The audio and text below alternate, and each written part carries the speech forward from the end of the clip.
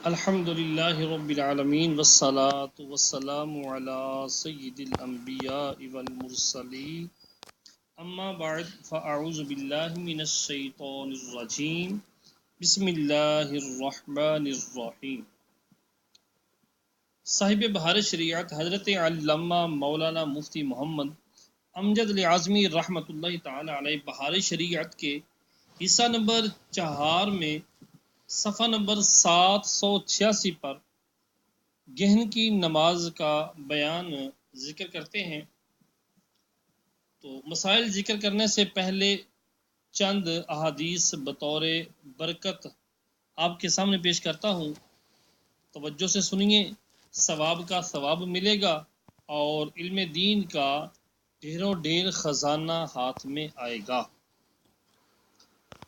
حدیث نمبر 1، صحیحین میں ابو موسیٰ اشعری رضی اللہ تعالی عنہ سے مروی کہ حضور صلی اللہ تعالی علیہ وآلہ وسلم کے عہد کریم میں ایک مرتبہ آفتاب میں گہن لگا، مسجد میں تشریف لائے اور بہت طویل قیام و رکوع و سجود کے ساتھ نماز پڑھی کہ میں نے کبھی ایسا کرتے نہ دیکھا، اور یہ فرمایا کہ اللہ عز و جل کسی کی موت و حیات کے سبب اپنی یہ نشانیاں ظاہر نہیں فرماتا، ولیکن ان سے اپنے بندوں کو ڈراتا ہے، لہٰذا جب ان میں سے کچھ دیکھو تو ذکر و دعا و استغفار کی طرف گھبرا کر اٹھو۔ حدیث نمبر 2، نیز انہی میں ابن عباس رضی اللہ تعالی عنہما سے مروی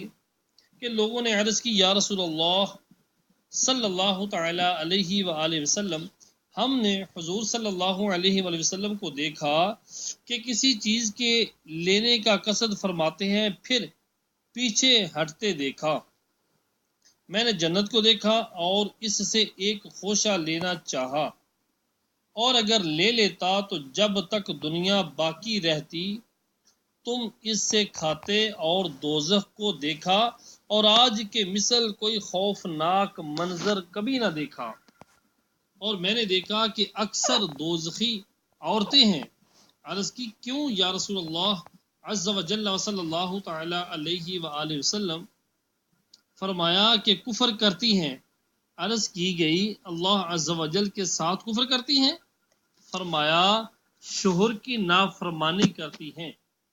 اور احسان کا کفران کرتی ہیں، ناشکری کرتی ہیں۔ اگر تو اس کے ساتھ عمر بھر احسان کرے، پھر کوئی بھی بات خلاف مزاج دیکھے، کہے گی میں نے کبھی کوئی بلائی تم سے دیکھی ہی نہیں۔ حدیث نمبر 3، صحیح بخاری شریف میں حضرت اسماء بنت صدیق رضی اللہ تعالی عنہ سے مروی فرماتی ہیں، حضور صلی اللہ علیہ وآلہ وسلم نے آفتاب گہن میں غلام آزاد کرنے کا حکم فرمایا۔ حدیث نمبر 4، سنن اربعہ میں سمرہ بنت جندب رضی اللہ تعالی عنہ سے مروی کہتے ہیں، حضور صلی اللہ علیہ وآلہ وسلم نے گہن کی نماز پڑھائی اور ہم حضور صلی اللہ علیہ وسلم کی آواز نہیں سنتے تھے، یعنی قرات آہستہ کی۔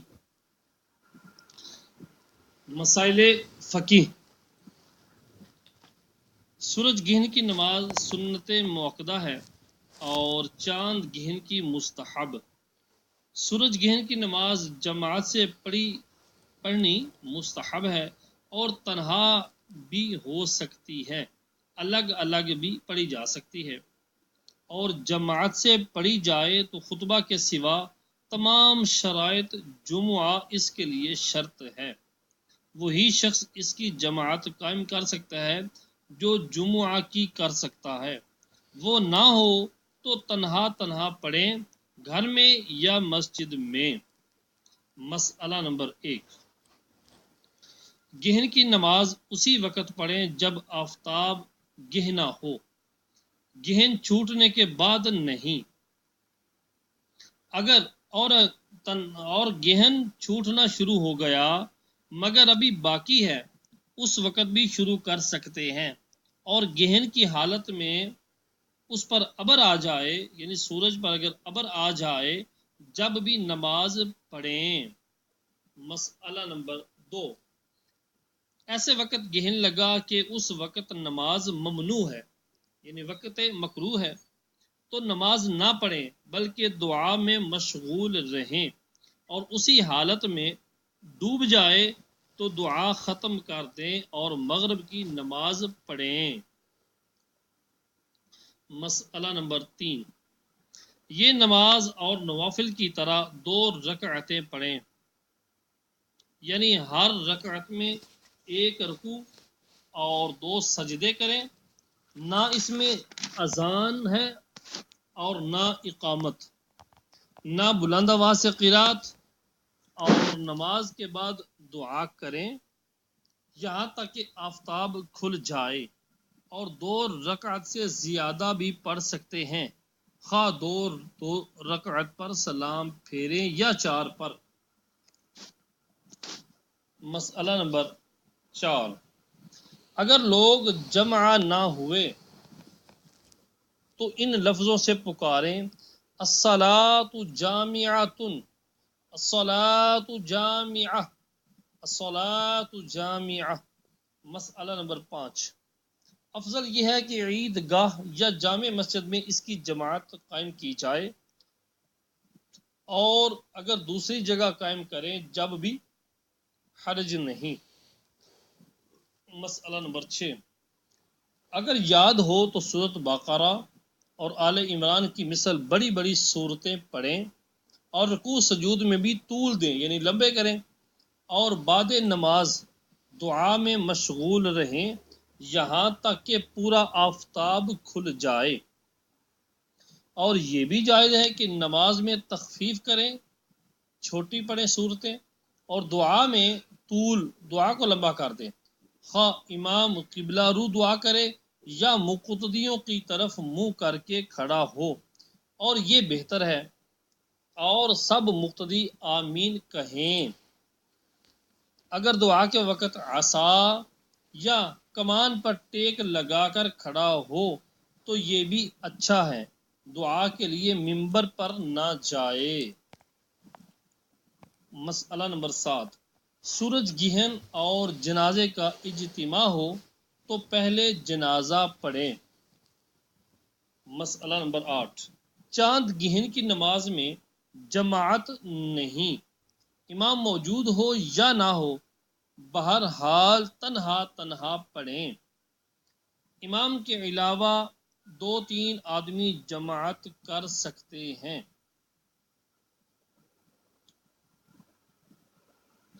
یعنی جماعت ضروری نہیں، امام موجود ہو یا نہ ہو، تنہا پڑھیں، امام کے علاوہ 2-3 آدمی اگر ہیں جماعت کرنا چاہیں تو بھی کر سکتے ہیں۔ مسئلہ نمبر 9، تیز آندھی آئے یا دن میں سخت تاریکی چھا جائے، یا رات میں خوفناک روشنی ہو، یا لگاتار کثرت سے میںہ برسے، یا بکثرت اولے پڑیں، یا آسمان سرخ ہو جائے، یا بجلیاں گریں، یا بکثرت تارے ٹوٹیں، یا طاعون وغیرہ وبا پھیلے، یا زلزلے آئیں، یا دشمن کا خوف ہو، یا اور کوئی دہشت ناک امر پایا جائے، ان سب کے لیے 2 رکعت نماز مستحب ہے۔ چند حدیثیں جن میں آندھی وغیرہ کا ذکر ہے اس موقع پر بیان کرنا مناسب لگتا ہے کہ مسلمان ان پر عمل کریں اور اللہ تبارک و تعالی توفیق عطا فرمائے۔ حدیث نمبر 1 ہے ام المؤمنین صدیقہ رضی اللہ تعالی عنہا سے، صحیح بخاری و صحیح مسلم وغیرہ ہما میں مروی فرماتی ہیں، جب تیز ہوا چلتی تو حضور صلی اللہ علیہ وآلہ وسلم یہ دعا پڑھتے: اللہم انی اسألک خیرہا وخیر ما فیہا وخیر ما ارسلت وخير ما أرسلت به وأعوذ بك من شرها وشر ما فيها وشر ما أرسلت به۔ حدیث نمبر 2، امام شافعی و ابو داود، ابن ماجہ، بہقی نے دعوات کبیر میں روایت کی کہ فرماتے ہیں صلی اللہ علیہ وآلہ وسلم، ہوا اللہ تعالی کی رحمت سے ہے، رحمت و عذاب لاتی ہے، اسے برا نہ کہو اور اللہ عز و جل سے اس کے خیر کا سوال کرو اور اس کے شر سے پناہ مانگو۔ حدیث نمبر 3، ترمذی میں عبداللہ بن عباس رضی اللہ تعالی عنہما سے مروی کہ ایک شخص نے حضور صلی اللہ علیہ وآلہ وسلم کے سامنے ہوا پر لعنت بیچی، فرمایا ہوا پر لعنت نہ بیچو کہ وہ معمور ہے، اور جو شخص کسی شے پر لعنت بیچے اور وہ لعنت کی مستحق نہ ہو تو وہ لعنت اسی بھیجنے والے پر لوٹ آتی ہے۔ حدیث نمبر 4، ابو داود و نسائی و ابن ماجہ، امام شافعی نے ام المؤمنین صدیقہ رضی اللہ تعالی عنہا سے روایت کی، کہتی ہیں جب آسمان پر ابر آتا تو حضور صلی اللہ علیہ وآلہ وسلم کلام ترک فرما دیتے اور اس کی طرف متوجہ ہو کر یہ دعا پڑھتے، اللہم انی اعوذ بک من شر ما فیہ۔ اگر کھل جاتا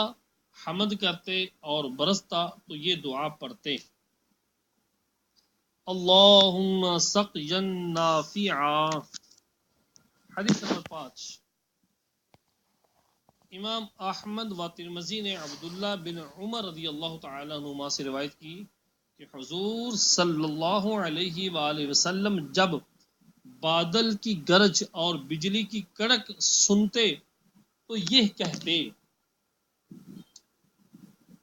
اللہم لا تقتلنا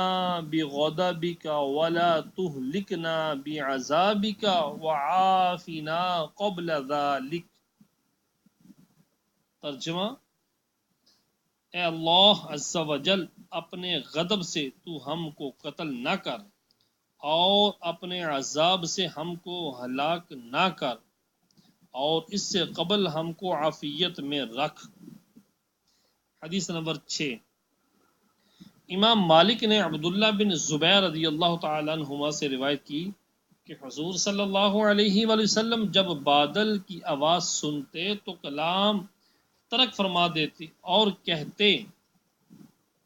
سبحان الذی یسبح الرعد بحمدہ والملائکۃ من خیفتہ ان اللہ علی کل شیء قدیر۔ ترجمہ، پاک ہے وہ کہ حمد کے ساتھ رعد اس کی تسبیح کرتا ہے اور فرشتے اس کے خوف سے، بے شک اللہ عز و جل ہر چیز پر قادر ہے۔ حدیث نمبر 7، فرماتے ہیں کہ جب بادل کی گرج سنو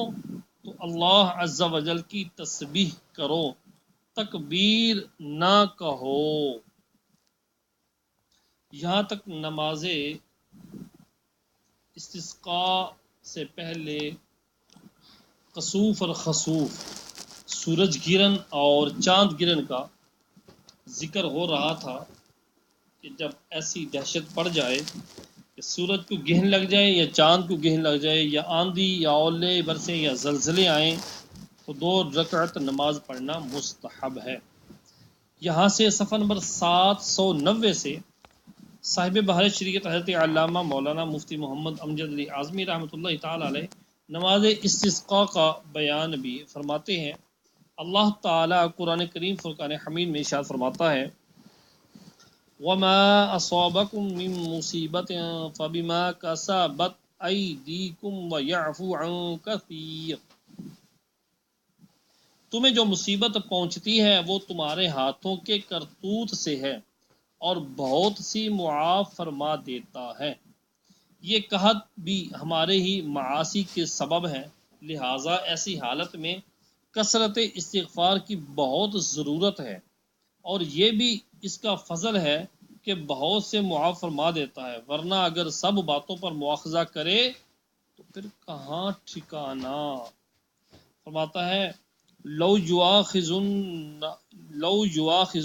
الناس بما کسبوا ما ترک علی ظہرها من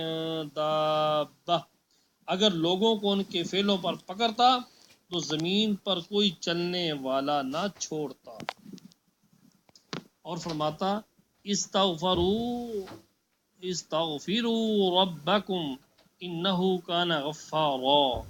یرسل السماء علیکم مدرارا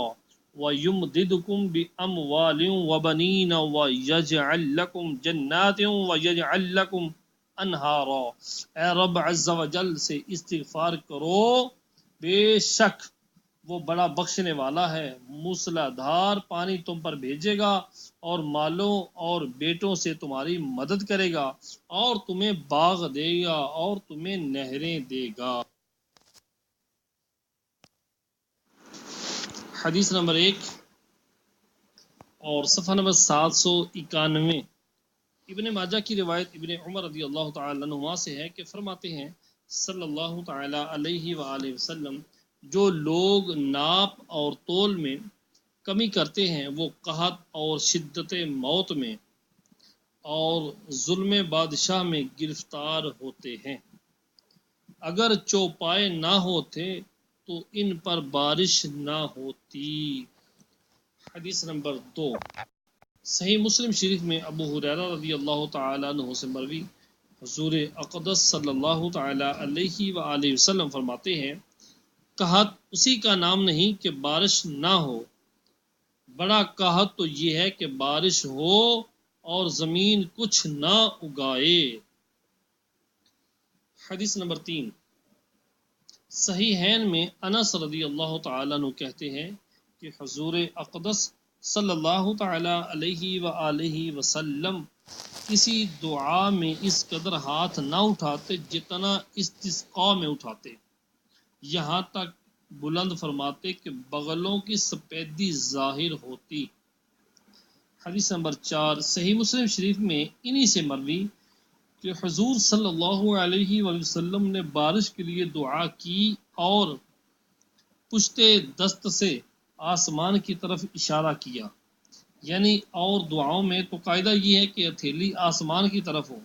اور اس میں ہاتھ لوٹ دیں کہ حال بدلنے کی فعال ہو، کہ پتہ چلے کہ حالت کو تبدیل کیا جا رہا ہے، اب بارش مانگی جا رہی ہے، مطلب ہے کہ ہاتھ نیچے کی طرف لوٹا دیں، الٹ کر لیں۔ حدیث نمبر 5، سنن اربعہ میں ابن عباس رضی اللہ تعالی عنہما سے مروی کہتے ہیں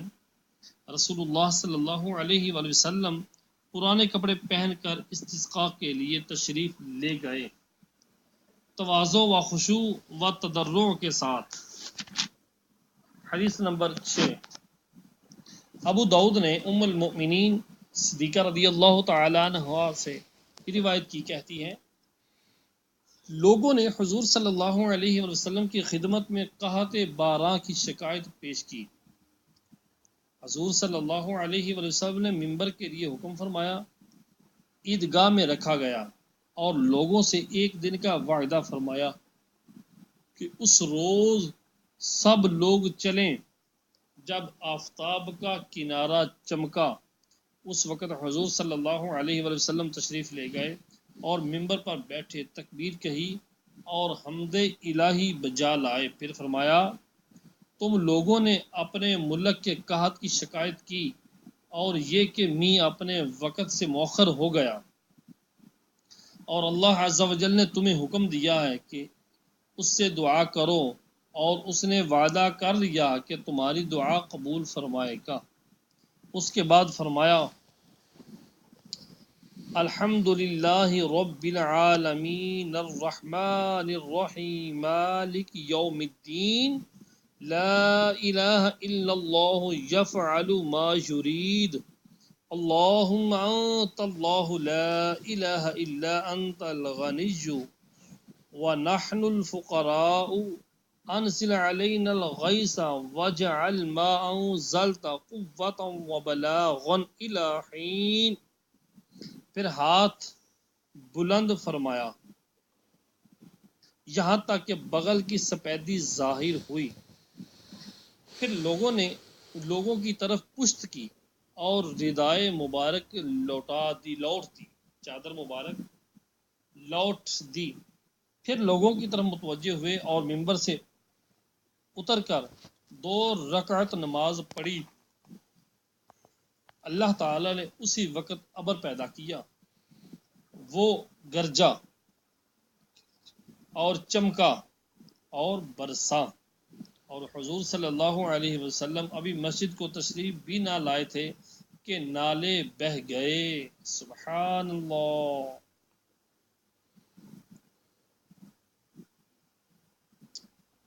حدیث نمبر 7.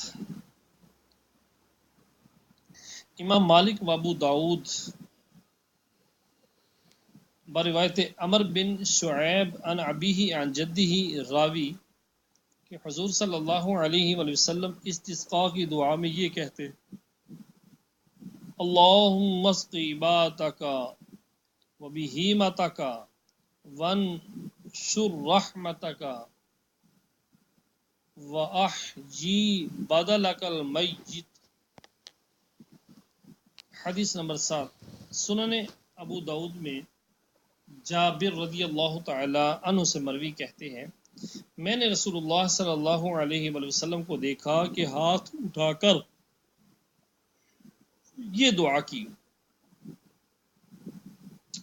اللہم اسقنا غیثا مغیثا مریجا مریعا نافعا غیر ضار عاجلا غیر آجل.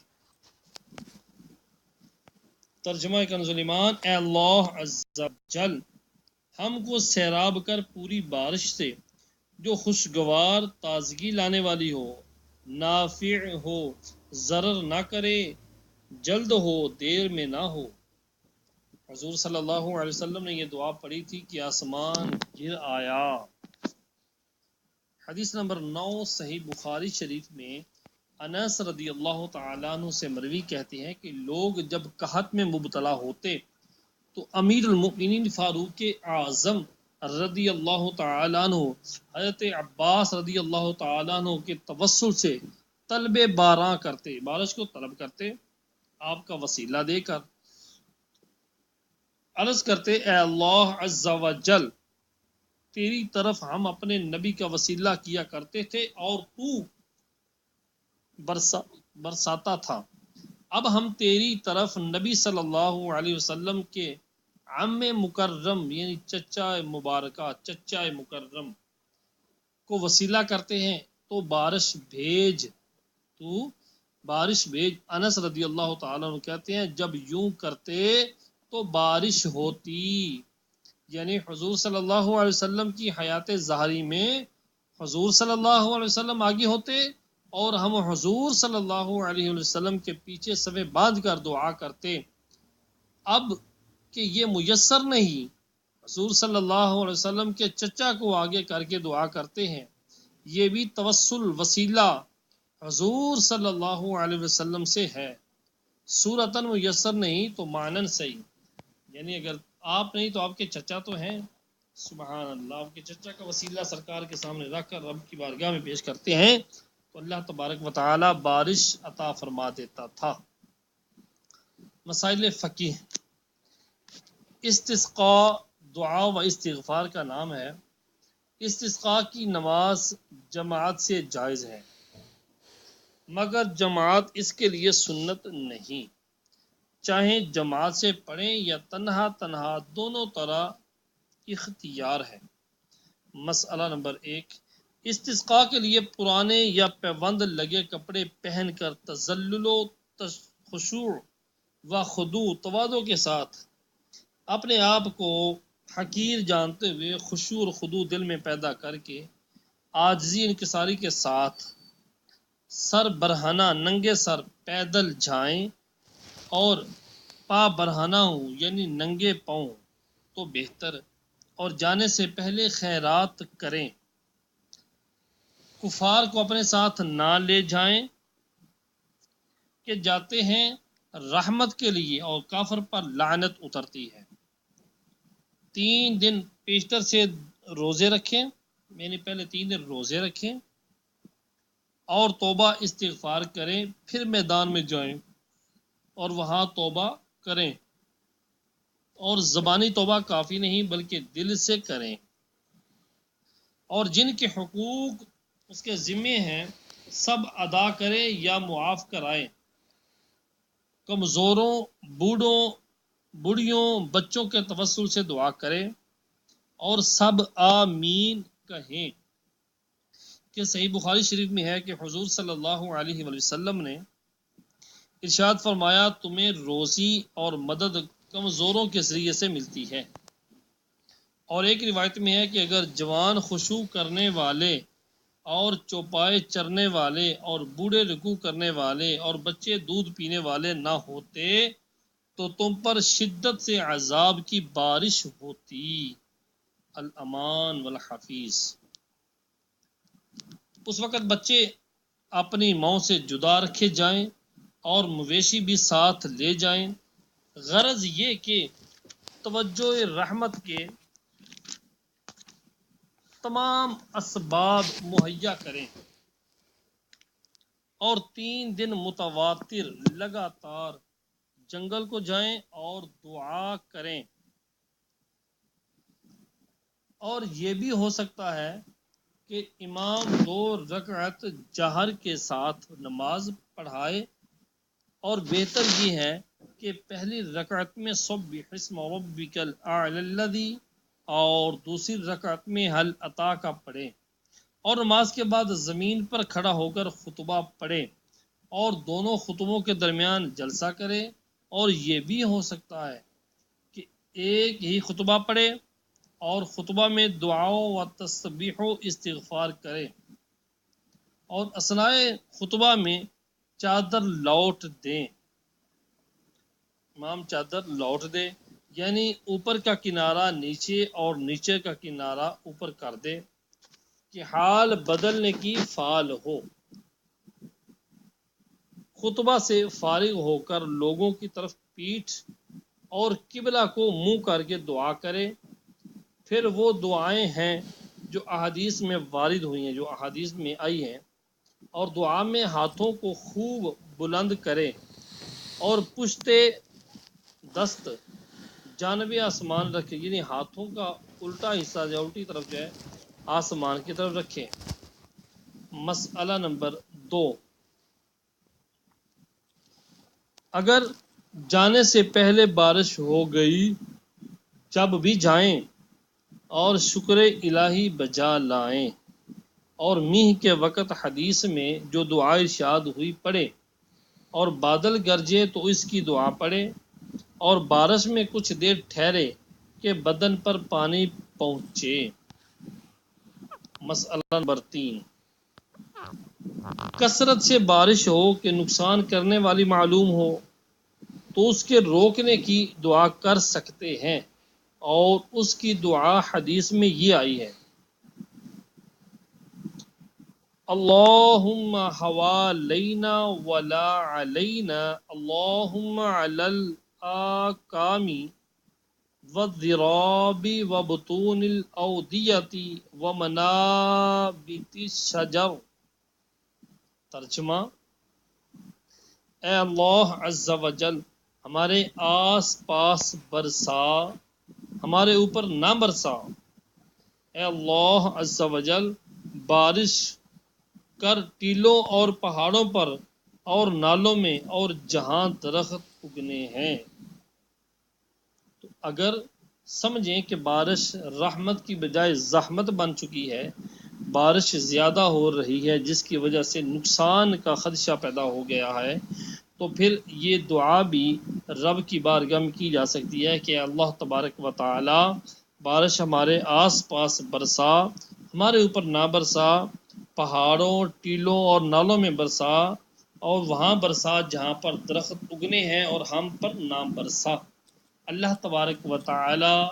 ہمیں علم نافع عطا فرمائے اور جو احادیث وارد ہوئیں ان پر عمل کرنے کی توفیق رفیق عطا فرمائے، آمین بجاہ نبی رمی صلی اللہ تعالی علیہ وآلہ وسلم۔